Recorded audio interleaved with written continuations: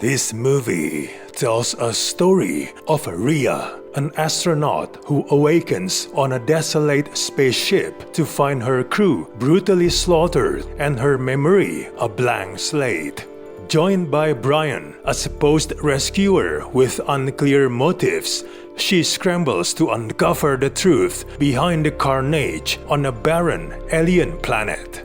What follows is a mishmash of sci-fi horror cliches. Think Alien meets The Thing with a dash of Dead Space, but without the ingenuity or dread that made those inspirations iconic.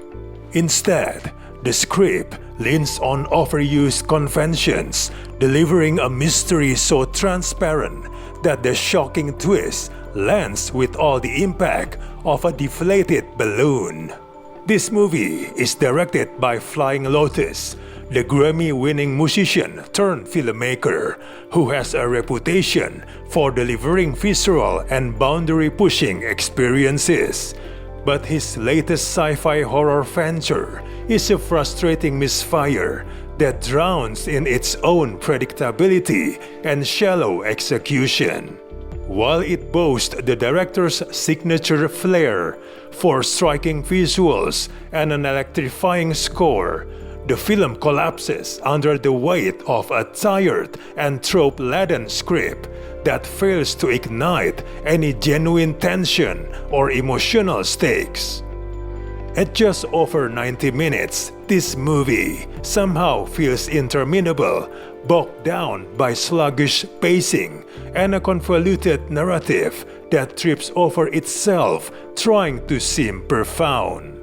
A late attempt to weave in themes of colonialism and human arrogance feels tacked on and painfully tried, offering nothing fresh to a conversation sci-fi has been having for decades. The characters fare no better. The two main characters are little more than ciphers, their scant development leaving audiences with no reason to care about their fate.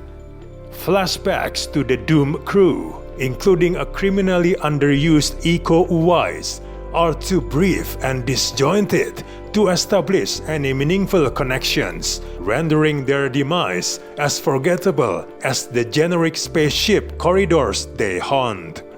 Eiza González, in her first major leading role, struggles to breathe life into Rhea, her performance reduced to furrowed brows and wide-eyed stares that cannot mask the script's deficiencies. Aaron Paul brings a flicker of intensity to his character, but even his talent is hamstrung by dialogue so clunky it borders on parody. The supporting cast barely registers, their potential squandered in a film that prioritizes mood over substance. Visually, this movie is undeniably arresting. It drenches the screen in neon hues, surreal gore, and haunting silhouettes, complemented by pulsating synth score that's easily the film's strongest asset. Yet, even these strengths are undermined by shoddy CGI that cheapens the horror and a low-budget aesthetic that feels more derivative than inventive. The planet and its creatures are as uninspired as the spaceship sets, recycling familiar imagery without adding a distinctive spin.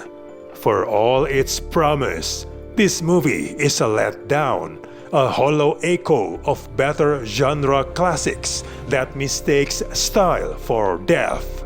The director's bold vision shines through in fleeting moments, but it's not enough to salvage a film that's as forgettable as it is frustrating.